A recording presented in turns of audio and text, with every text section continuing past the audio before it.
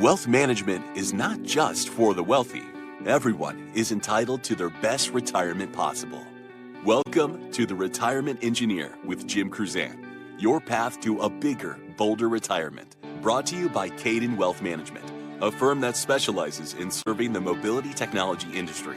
In this podcast, we help you maximize your resources and engineer your best retirement through a process-driven approach so you can get the little things right. Drawing from years of expertise, Jim and his guests will simplify complex wealth management strategies and explore actionable ideas to help you protect your hard-earned wealth and take control of your future. Now, on to the show. Welcome to a special episode of The Retirement Engineer. I'm Patrice Sikora with your host, Jim Kruzan. Now, today we have the pleasure of welcoming Jessica Rice, a business information security lead at Raymond James. Jessica is going to help us go behind the scenes to better understand the measures Raymond James takes to help protect clients' assets and personal information. From battling daily cyber threats to strategic foresight and security, this episode is a must-listen for anyone invested in safeguarding their financial future. And now, Jim, over to you. Welcome, Jessica. Thanks so much for being on the show. You know, there's been so much discussion about cybersecurity, and we had a previous episode with a retired FBI agent talking about the same topic. I thought it would be great to look at this from kind of the behind the scenes corporate perspective of what a firm like Raymond James or other large investment firms, or what they're doing to better protect our clients' personal information as well as our assets as well. So I absolutely am super excited that you're here with us today. I was looking at your bio, and I don't want to read it verbatim, but it looks like you sort of act as kind of the liaison between information technology and the private client group. And for those that aren't familiar, private client group is essentially all the business functions that effectively front face all the client relationships we have. So many investment firms will have corporate finance, and they act as investment banking. And then they also have this other division, which in Raymond James' case is much larger. So private client group is really the biggest business enterprise that Raymond James has. So that's a really very important job. And it looks like you have several certifications as well in this particular area, which frankly, I don't know anything about. So one of the certifications is an SANS, Security Awareness Professional. And then the other is another certification in Critical Security Control.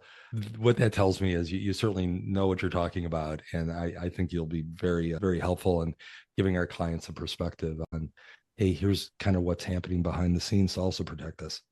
Yeah, thank you. Super happy to be here, and definitely an important conversation. And yeah, I mean, information security is constantly evolving and always keeping us on our toes. So there's still a lot more information and trainings out there to take and brush up on. But yeah, those are definitely some good ones. I had mentioned that it's such a big topic. And to be honest, I really don't feel like I've got my hands completely around what cybersecurity, or for that matter, cyber attacks. You know, you hear about things like phishing and malware and all of that. And I don't think there's anybody who's listening to this podcast who hasn't had maybe kind of a fishy looking email, or I swear I get a text message every single week that I have my Netflix accounts being locked down, Right. and they just need my credit card to get it back up and running. So from an investment perspective, dealing with all that personal information, how exactly does cybersecurity relate to what you and Raymond James is doing on behalf of protecting the firm? Yeah, so I think when we're talking about cyber threats, just as a broader umbrella of all the different flavors that we're seeing, it's often the case that we don't really know what's the motivation when we see that spam email or scam text. A lot of that falls under the social engineering umbrella, where an adversary is looking to really gain the trust of an individual and rely on either human error or human willingness to provide information to either get credentials or have you download a malicious software, right? Thinking that you're opening an attachment. So when it comes to the motivation behind those channels of attack. In financial services, we're of course going to see the monetarily motivated threat actors, right? Because we are where the money is. We're still concerned with and monitoring the current events and cases where we see, cyber espionage and more nation state threat actors that are looking to target infrastructure, right? Because that may have downstream impacts on us if the price of gas goes up because there's, a ransomware event on one of our national providers, then we hear about that and we know about that. But when we talk about protecting client information and assets, we're really talking about protecting money from going out the door, right? Fraudulent wire transfers, setting up different accounts, right? All to move money. And within that, we're going to see some common cyber criminal organizations or reoccurring threat groups that are maybe more monetarily motivated by nature based on where they're based out of, or, just in order to prove that they can, right? So a lot of the times we see them operate as a business, right? That this is their 9 to 5 in a lot of ways. So that's all important for us to know when we're talking about understanding the cyber threat, what we're up against, what the motivation is, because that really helps us better understand at what point in the attack or in the fraud attempt can we really, look out for red flags, tune our technology to protect against them. So I have this vision, and it's sort of like all these attacks are coming in directly to our servers, and there's like this huge force field that is kind of over this thing, repelling these attacks.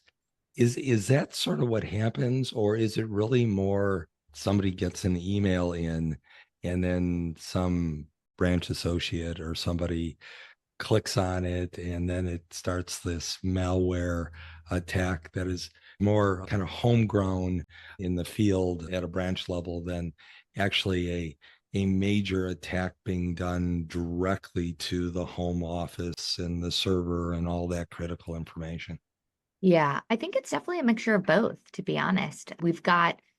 It's true that a bulk of our network detected threats are blocked by technology. So we're going to see, cyber criminals just levy large amounts of traffic and volume at our data centers, hoping that they find a vulnerability, hoping that they gather some information. And then you're also going to see more targeted attacks via social engineering, like what we talked about, where they're sending an email to our particular associate, hoping that they provide information based on maybe they have a public presence on social media, or it's opportunistic in which it feels like you're being targeted, right? Why am I, Jessica Rice, receiving an email? But in reality, I could be one of hundreds or thousands of people that receive that same email across multiple organizations. And the adversary is just hoping that somebody clicks, somebody interacts, right? So for a lot of the time, it is a numbers game for them when it comes to social engineering. But yeah, we also see that flavor where the bulk of our attacks that we're blocking and detecting and protecting against are those automated attacks in which they're levying tools against us to scan our network perimeter, right? And we see all of that, and that's blocked by our technology as well. So that's not really where our incident responders are focusing too much, right? We're making sure that we have the right technology in place that handles the bulk of that volume. But really, when they're responding, it's typically, those more contextual based targeted attacks in which further analysis, investigation of different pieces of information needs to take place. So yeah, it really is a combo. And when we talk about servers, we're talking about our data centers, where our data lives, where infrastructure lives. So we see that. We have some cool visuals of that internally where we're able to actually see that traffic in real time. And it really does show kind of how frequently we are being looked at, right, by adversaries or just curious IT people, one could assume, right? But in general, it's a good visual to really talk about the volume, because you're right. I mean, everybody's heard of cyber scams, cyber breaches, different incidents that may have affected them or a vendor that they're working with. So it's definitely becoming more and more commonplace and hitting the headlines more frequently. I read a news article fairly recently, actually. And it said something like there are, I think the number was like 4,000 new cyber attacks daily. This is worldwide. And something about between, I think it was the last 2 years, or between 2021 and 2023, the number of database breaches increased something like 72%. Can you put any context around like the number of attacks that Raymond James kind of repels on a regular basis? Because I imagine it's just mind blowing.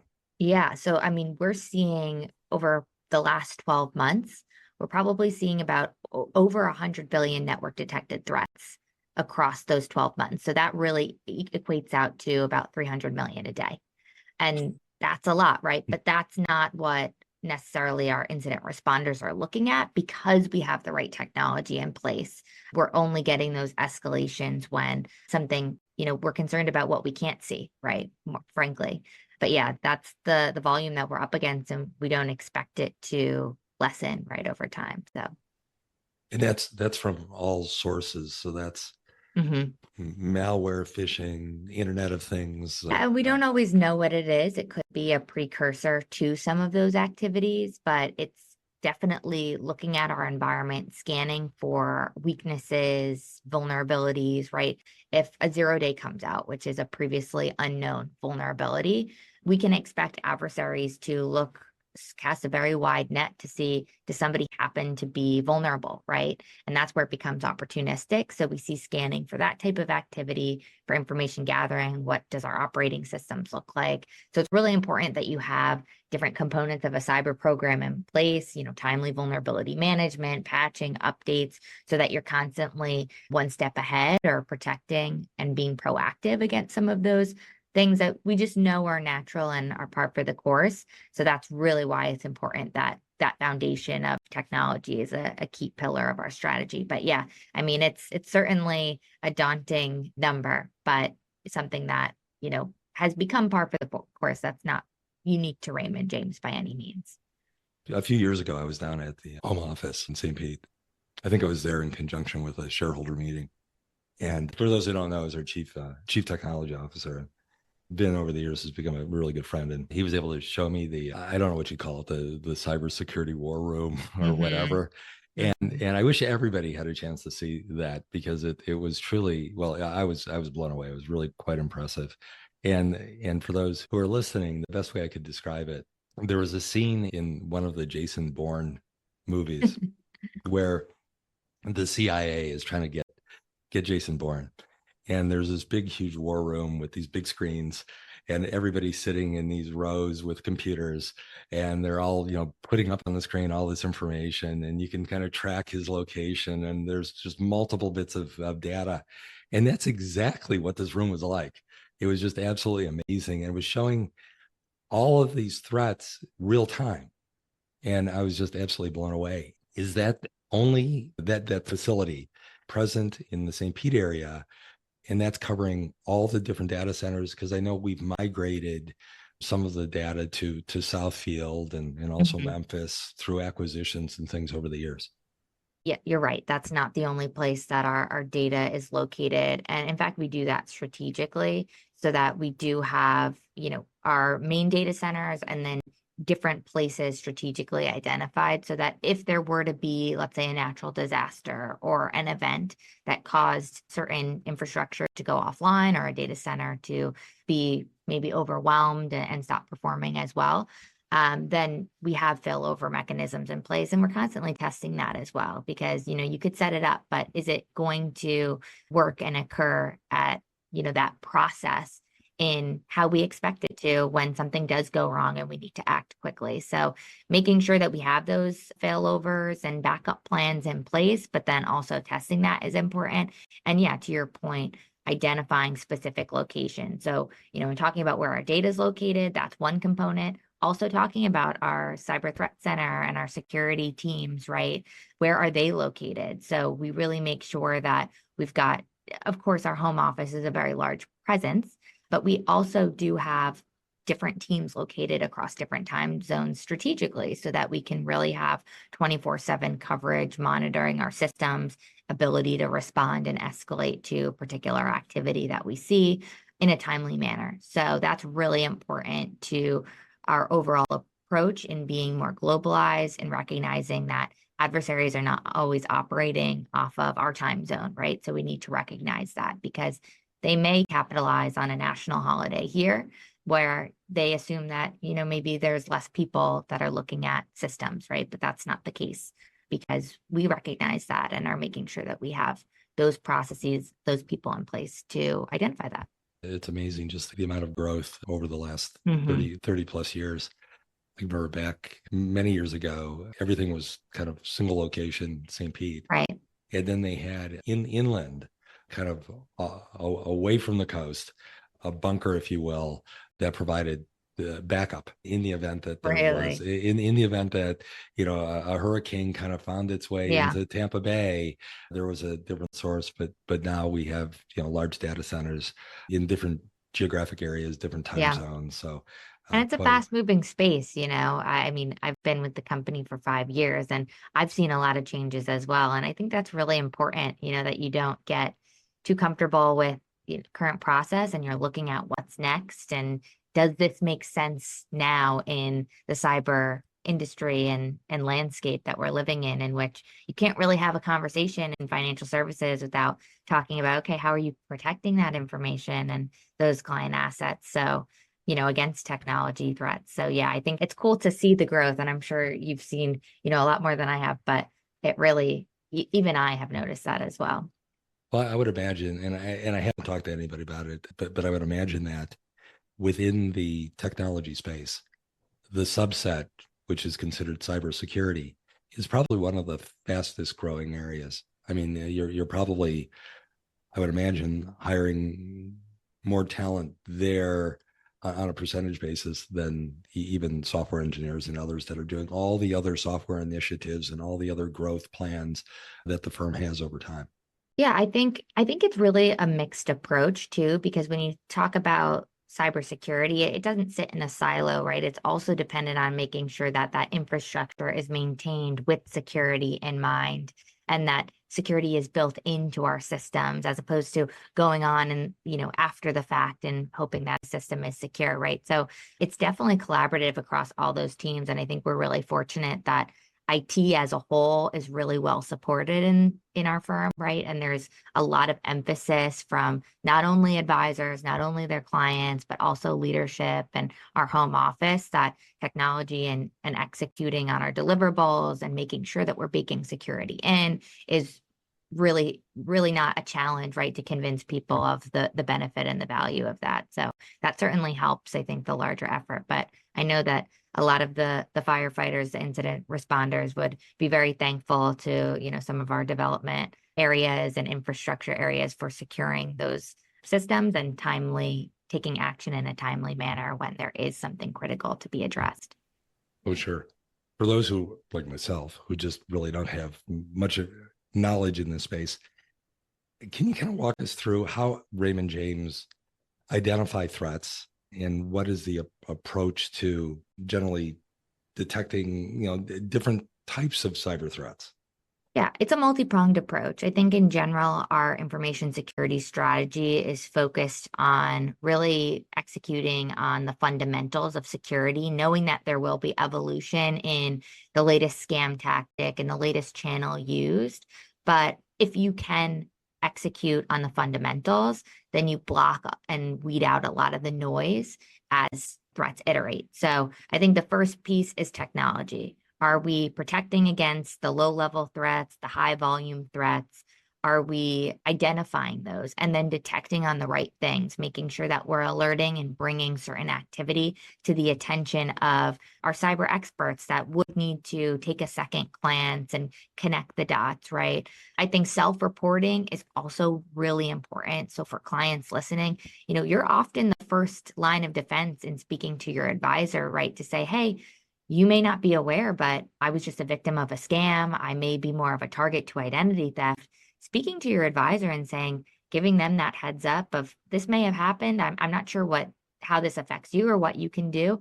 Oftentimes there's a lot that a firm like Raymond James or your advisor can do to protect you and protect your accounts with that firm, right? Even if the fraud or the scam was unrelated. So we really emphasize reporting too, because the second a client reports to an advisor who reports to Raymond James an incident that occurred, that kicks off a whole process in which we're investigating, we're analyzing any digital evidence that is sent our way, we're taking defensive action. So I think you can weed out a lot of the threats from a technology standpoint. We really rely on user reporting as well. That continues to be important because we may not always see, right? A legitimate client email gets sent to a Raymond James inbox, but that legitimate client email was compromised.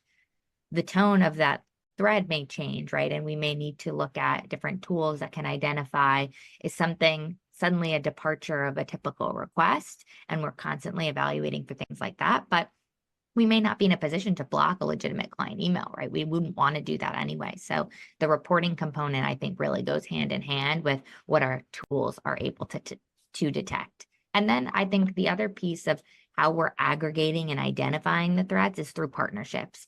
My personal opinion is that information security is a space in which we're really not, other than maybe the talent war, right? We're really not super competitive across different competing firms, right? We're focused on sharing information. We're focused on, hey, what are you seeing? Because we're seeing this. And do you have information that helps us put additional blocks on our network? Or, hey, this happened to you. Well, let's take a look at it at Raymond James. Would this have happened to us? And if so, is there any preventative measures that we can take, right? So sharing that information is really important because oftentimes it's not just one firm that's being targeted by a particular threat actor or a particular flavor of malware. And then partnering with law enforcement and some governmental agencies, right? We're focused on protecting client assets and information, maybe not prosecuting against those threats, but we certainly want to package up as much information as we can to agents to, see if we can make positive change, right, to lower those threats over time.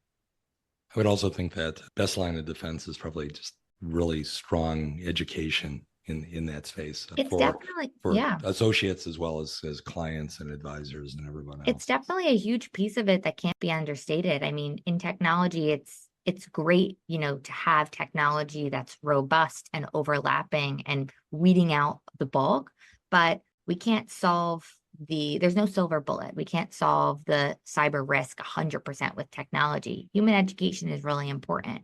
I think having conversations like this is also huge too, because I think most of us don't think like cyber criminals, right? We're posting on social media, we're talking with our friends, maybe over email, and we're really not considering how the information that we're sharing could be used against us by a cyber criminal, or we may not be aware of the scams out there to think, hey, this is suspicious if somebody's reaching out to me over Facebook and just wants to chat and get to know me, right? That could be a precursor to a romance scam or something where an adversary is, over months establishing rapport with you to ultimately try to take your money, right? So I think talking about it and warning against some of these things that may be out there that we just don't think would occur or that somebody would stoop that low, right, helps us protect against that and protect our family, our friends, right? If you hear something like that happen, you could say, you know what, I heard about that particular scam and that sounds similar to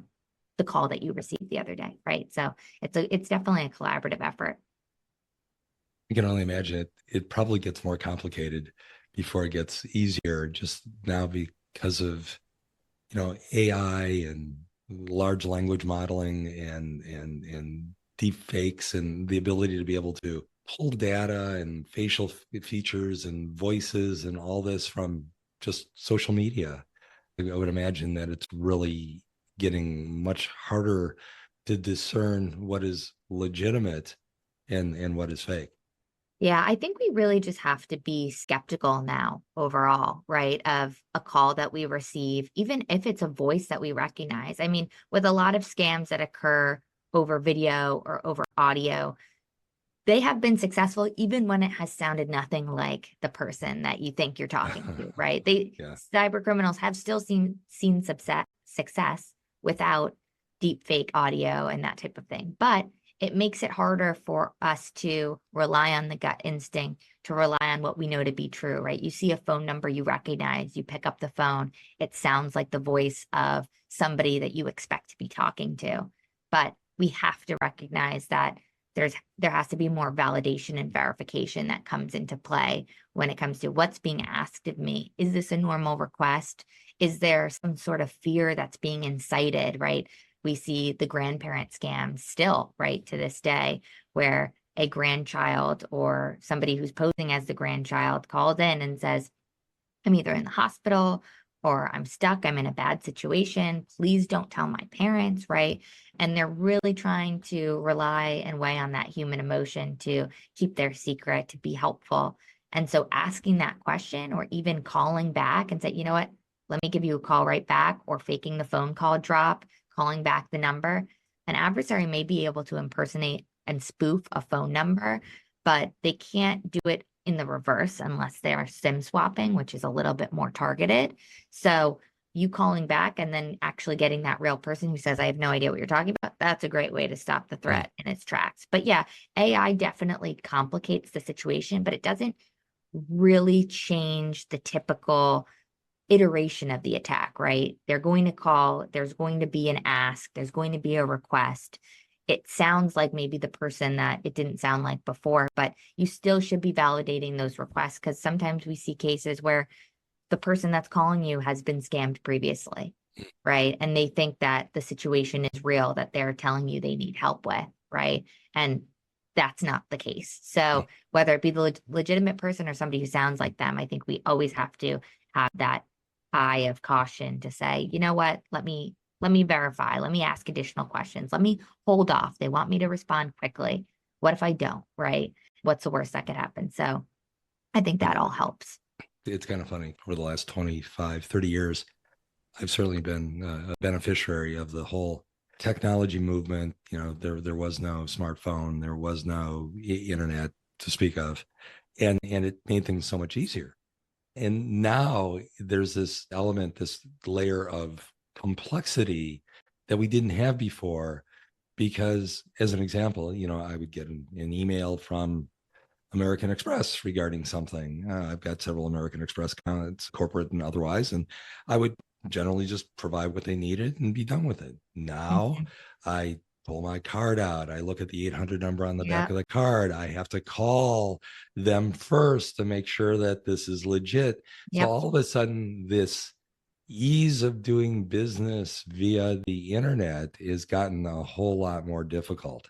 It's almost easier to just say, you know, I'm going to pick up a phone and make a phone call than to type an email. I would rather receive a phone call than get an email, because I might spend 5 more minutes verifying whether that email's legit or not than otherwise. So it'll be interesting to see what happens, and as business continues to morph and with these other complexities, it'll be really interesting to see what. And I think that's a great point. Like, we're seeing it evolve really rapidly, and we are looking towards the future to say, how can you validate a request or an inbound call via technology, right? How can you validate that certain actions have occurred on the account that are meant to take place? All firms should be looking at that and looking at what's next, because, you know, education and socialization is huge too. But if we can help make it easier on end users, on end clients, with additional technology that maybe alerts you if there's a suspicious activity or new activity that we haven't seen on your account, then that's something that we want to evaluate and weigh whether it makes sense to fit into the technology stack. Because you're right, adversaries know that we get the American Express, hey, was this you email? And so they'll copy it, right? And they'll pose and say, it looks like somebody's tried to log into your account. Was this you? Click here to enter your credentials. And you're not entering your credentials on the legitimate site. They know that. They're sneaky. They're not, it's not beneath them, right? So yeah, it definitely is that balance of, we want new features and functionality because we want to have it easier business process, but we also have to recognize that they can be used against us, or you know, as end users taken advantage of in that way. Well, I know over the last several years, I've certainly been involved in, or I should say, I've had third parties that have been involved in data breaches. And you usually, I think one was an insurance company, one was a retailer, one was something to do with medical. And in every case, I would get a notice. then the notice would basically apologize for the breach, but would generally say, hey, just want you to be aware of this. And by the way, you may want to, watch your credit. Mhm. And to make sure you're doing that, we're going to give you, 6 months, 12 months, whatever it is, of free credit and involvement with one of the credit bureaus. And that was generally, if we hope this never is the case, but if there was a data breach that affected a Raymond James client, would that messaging be somewhat the same? Would we see kind of the same kind of thing?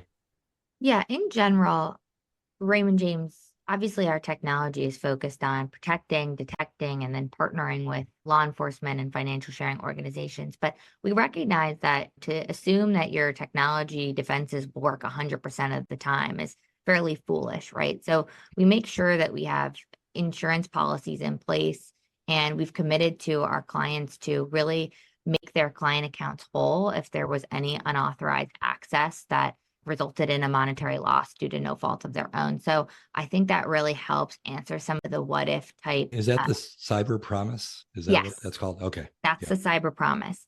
And so that is helpful to really kind of ease some concern when we talk about what if type scenarios in which, to your point, you receive a letter, you didn't take any action.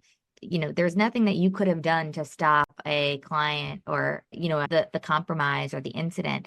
We want to make sure that we're not leaving anybody out to dry in those situations. So that is our cyber promise, to make sure that clients are covered, and, we stand by that. But ultimately we hope, it's one of those things you never have to put into effect, but we have to recognize that there are those incidents that could occur, and you have to really plan for all outcomes. So it's really important that we have that to provide peace of mind and address any client concerns that may be out there, as, cybersecurity can seem daunting and can seem scary when, you may have varying degrees of technology proficiency.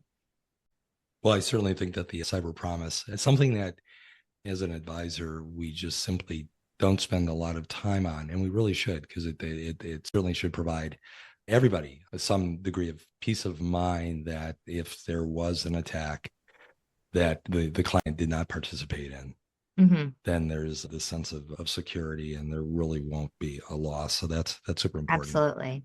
Looking for feel-good opportunities. Can you share the names and such, but case perhaps where we were able to step in, we realized this, we notified the client, and ultimately we saved the client from this horrible loss that would have been X? Yes, there's been fortunately many of those cases, and we have had a lot of great news come out of our cyber threat center, because the focus is really on, you may not always know when a threat is occurring, but if we take action, if we're involved quickly, then there's a lot that we can do to help in recovering funds and averting disbursement. So we actually had a case where a client unknowingly was involved in a real estate / title company fraud, in which they were purchasing a piece of real estate, and they believed that they were talking to their realtor. And ultimately what had happened was their email account had been compromised. The client's email account had been compromised. A criminal was monitoring the communications, recognizing that this transaction was going to take place, and then ultimately diverting the legitimate communication between the realtor and the client, inserting themselves and stating that wire instructions had changed prior to making this transaction. So we actually had a case where our client both verbally approved, right, an $1 million disbursement to a fraudulent wire transfer. And because we had, relationships with the beneficiary bank, because we really invest in those partnerships, we were able to place a hold on the transaction when we realized that something may not be right here, investigate and recover those funds that went out the door because of the client's approval, not realizing that they had been a victim of a scam. They weren't talking to the business partner that they thought they were. And that cyber criminal had said, you know what, actually, we just changed. Actually, there's a change in your wire instructions. It's actually this number now. And they thought, oh, okay. So they, were speaking to their advisor saying, yep, this is the number. I'm seeing it. I got it from the company. And it wasn't the case. But luckily we were able to recover that. And that's a real time is of the essence type scenario in which it's really important to act quickly, because when money's out the door, the cyber criminals working to try to move those funds as quickly as they can to another account in which we won't be able to recover it. But yeah, we've seen good cases like that. And in general, we have fairly high success rates when it comes to averting the disbursements. I think it's over 90%. So it's definitely something where then once it is dispersed, we also have a good success rate of recovering those funds based on contacting beneficiary institutions, placing holds on those accounts, that type of thing, when we see that the fund was dispersed, but something doesn't seem right. So well, those numbers seem incredibly high, and that's really good. In fact, when we were speaking to the FBI agent talking about people who will inadvertently give thief access to accounts and then those assets are pulled, he didn't give us a percentage, but the impression was it was really low. It's really hard for people to recover. So the fact that Raymond James has kind of the contra relationships with the other side really makes a huge difference, much more so than what an individual might be able to do themselves. yeah, absolutely. And of course, it's contingent on Raymond James being aware and having the ability to protect assets within our own accounts. It's always an unfortunate story when we're hearing about a client's account at another institution, or, where there's really nothing we can do other than provide guidance. But yeah, I think it's a testament to just the relationships built over time to make sure that there's contacts across other institutions to recover funds, to work together. And in essence, it's typically a multi-team effect or effort too within Raymond James. We're looking at incident response includes, privacy considerations, AML, anti-money laundering, fraud, right? All of them have different pieces of the puzzle when it comes to assessing an incident. And we may have our cybercrime specialists that's working with beneficiary institutions to recover funds, to stop money from moving out the door. But we also have those other components that are all kind of in play, a lot of moving parts. So yeah, it's really important to report those incidents as timely as possible to your advisor so that you can leverage an enterprise that is kind of a well-oiled machine at this point when it comes to mitigating the effects of an incident. Terrific. So aside from notifying your advisor, should you feel like you've been breached or compromised in any way, what are some of the other things that listeners might be able to do to, let's say, help themselves remain more secure? Yeah, I think prevention is a huge part. We recognize that there's going to be social engineers that reach out to us via phone, via social media, over email, that try to get information from us.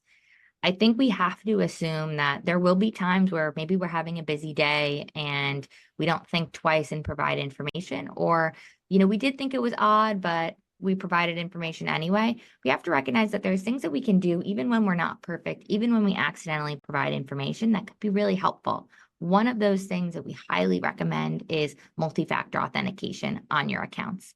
So multi-factor authentication, for those who don't know, is something you have in addition to your username and password that protects your accounts. It could be a biometric, like a Face ID, a fingerprint.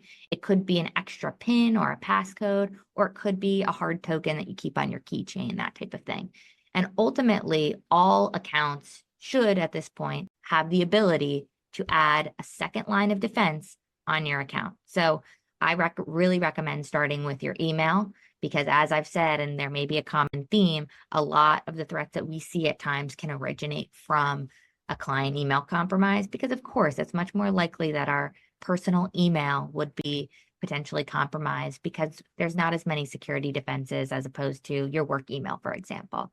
So think about adding multi-factor authentication on your email, and then go through on all of your financial accounts. Certain financial institutions like ours, we require it because we know it's a huge line of defense against that accidental submission of your password, or let's say there is a data breach where you've reused that password on our accounts, then that lowers the risk that an adversary will be able to successfully compromise your account. That's huge. I would say the other piece is just that general password hygiene. Hopefully, there aren't people listening that have one password that they're using, maybe slight iterations across all accounts, right? That's something that we can very easily change. And we don't have to spend, 2 hours on one day, going through and suddenly resetting everything. Think about doing that as you're going about your day to day. You log into your credit card account, maybe change that password, add an MFA there. You go to your Facebook or social media, think about changing that password, adding MFA there. As you go about your day, you're, taking maybe an extra 2 minutes to set up those things. And then I think in general, reviewing your privacy settings, making sure that your information on social media isn't completely exposed to people that you aren't friends with, recognizing that your information is out there, potentially removing instances in which you're providing specific locations or providing really specific details about yourself and your life can help you lower the risk of being really effectively social engineered. If somebody knows, your dog's name, the street where you live, all of those things, if I were to call you up and, start telling you facts about yourself that you think, how do you know that? How much could I find on your LinkedIn or your Facebook or your Instagram or any other social media, right? So consider what's out there about yourself. Try to remove some of those cases where you can. And then I think the account security is probably 1 and 2, right? That password and MFA combo. Terrific. Great advice. Hey, everybody who's listening, we did put some resources in the show notes, a couple of pamphlets, brochures that provide a lot of information as well. Jessica, once again, thank you so much for spending the time. It's been invaluable. It really helped me get a better understanding of what cyber attacks look like and more importantly, what Raymond James is doing. This is the moment for the last minute piece of advice. If there's anything else you could provide or share with not only the listeners who are Raymond James clients, but maybe those who might be considering a relationship with Raymond James, what last gem of knowledge and wisdom would you like to provide? I think the last piece of advice is keep security at the forefront of your conversations. I think when you're evaluating a financial institution that you're looking to work with, you're looking to place large amounts of money in some cases, ask about cyber, ask what they're doing, because I think organizations that have that as a priority are going to be really grateful for those conversations, because that means that you're helping them protect your information and your assets. I think circulating and staying up to date on cybersecurity news, maybe subscribing to an alert on the latest scams, all of those things that can kind of keep cybersecurity a little bit more top of mind for you is really important, because it's kind of a what you see can't hurt you type, falsity, right? Where you may not think about it on a day-to-day, but it's happening behind the scenes. So asking those questions to your institutions that you work with, staying up to date on information in small ways can really make yourself a harder target against cyber criminals, and leveraging tools that institutions provide to you because you're all in that same approach of protecting your information, like additional identity theft protection, the security features, secure file sharing, right? All of those things that are offered to you are for good reason. So definitely take advantage of that and consider that as you go about your day to day. Great advice. Thanks, Jessica. Thank you for having me. Well, I must say this was a very insightful discussion. Thank you so much. It is evident Raymond James stands strong in its battle against cyber threats. Their commitment to cybersecurity and client protection is a testament to their dedication to safeguarding investments. Now, today's insights underscore the importance of proactive digital safety and hopefully provide the assurance you need in a digitally precarious world. Again, Jessica, it was a pleasure having you with us here today. Please be sure to subscribe to the Retirement Engineer podcast so you don't miss future episodes, and follow at Kaydan Wealth on social. Let us know what you think in the comments, and please share topics you'd like us to discuss in future episodes. Following and sharing this podcast helps our small show make a bigger impact. Thank you for listening to The Retirement Engineer with Jim Kruzan. Click the follow button to be notified when new episodes become available. Visit our website at www.kaydanwealth.com or give us a call at 800-638-6900. The information covered and posted represents the views and opinions of Jim Kruzan and this episode's guests, not necessarily those of Kaydan Wealth Management. The content has been made available for informational and educational purposes only. The content is not intended to be a substitute for professional investing advice. Always seek the advice of your financial advisor or other qualified financial service provider with any questions you may have regarding your investment planning.